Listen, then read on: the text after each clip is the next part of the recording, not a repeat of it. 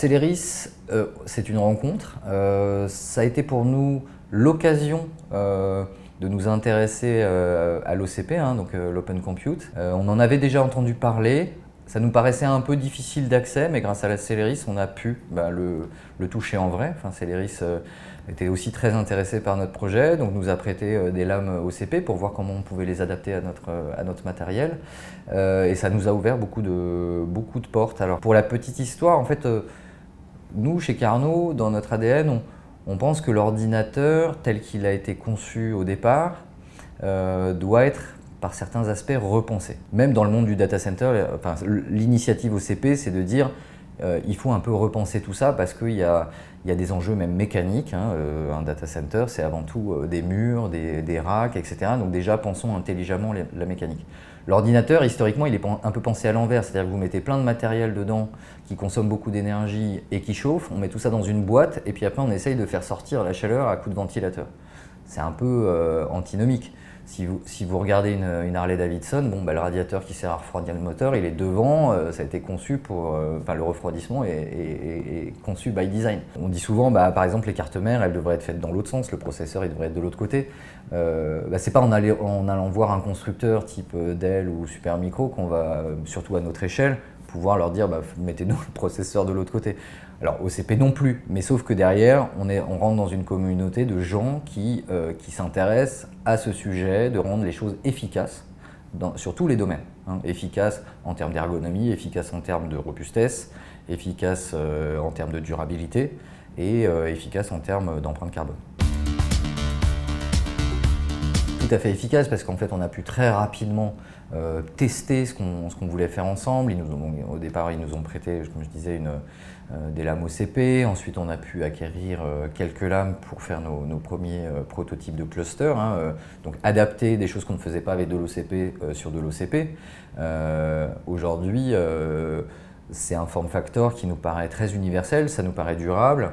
Donc ça a été très efficace parce que dès qu'on fait de la R&D avec du hardware, c'est toujours très long. Et là, on a trouvé qu'on est entré dans un cycle assez rapide. En plus, avec une relation intéressante parce qu'on peut aussi se projeter sur le business model. Parce que c'est intéressant de faire des prototypes, des choses comme ça, mais il faut faire ça parce que derrière, on va engranger du business. Il y a aussi la collaboration sur le pricing, les volumes, ces choses-là. Avoir aussi beaucoup d'informations sur les nouvelles générations. Donc ça, on n'a pas forcément le temps, nous, d'aborder tout ça nous-mêmes. Donc le fait de le faire avec un partenaire où il y a un intérêt commun, ça c'est très intéressant. Ce qui est intéressant avec OCP, c'est la réutilisation du matériel. C'est du matériel, on va dire, très robuste, qui peut durer bien au-delà de ce qu'on voit classiquement. C'est-à-dire qu'on peut aller sur du 8 ans, je crois même parfois ça peut être même plus que ça, mais avec du matériel qui a une performance qui reste très bonne.